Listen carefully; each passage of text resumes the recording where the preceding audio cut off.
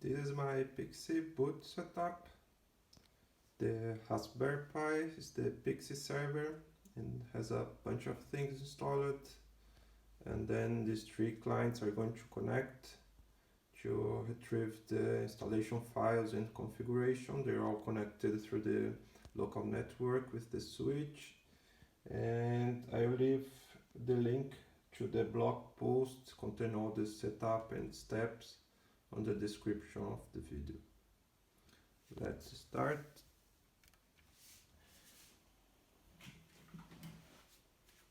Have a look how it's going to. I just check the setup sequence if it's correct.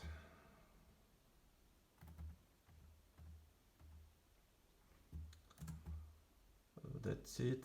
That's the drive we're going to install the operating system. These machines I've bought without hard drives, and then I have installed this Crucial P3 Plus hard drives with 500 gigabytes, and yeah, that's the target disk for installation. It should fail and then start the PXE boot installation with through the network. Let's see.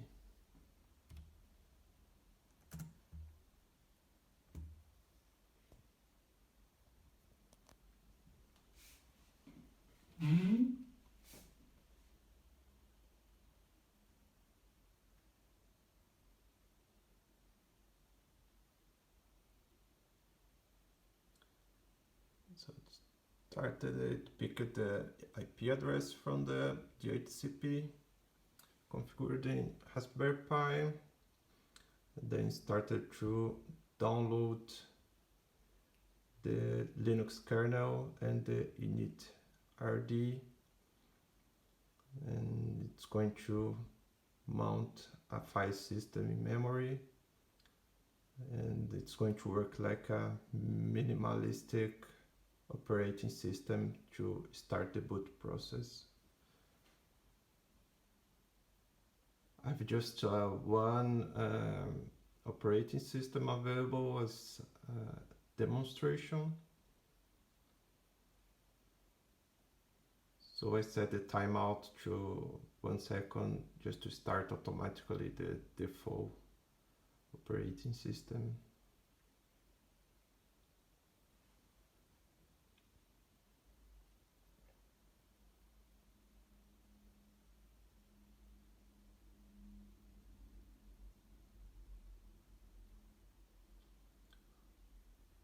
Okay, now it's downloading the ISO image, Ubuntu ISO image for installation from the Raspberry Pi. It's going to take a while.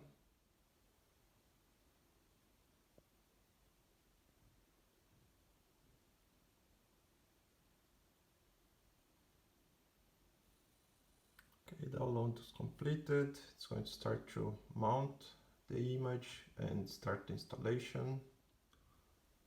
Now it's going to start the cloud init. The Raspberry Pi has also an HTTP server serving some cloud init files.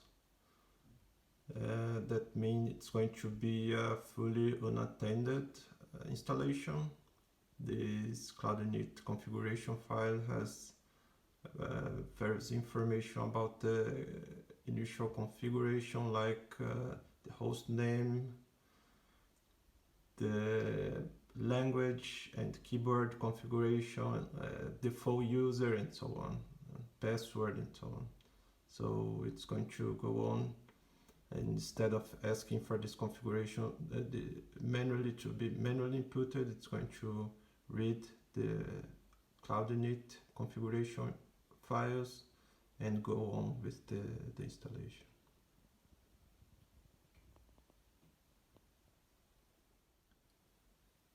Installation and configuration. First step was concluded. It's rebooting.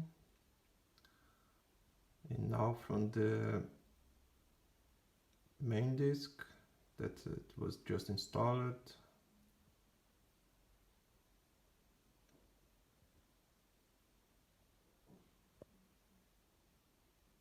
Now the installation is concluded and I'm able to log in with the default username and password as configured in the Cloud Init.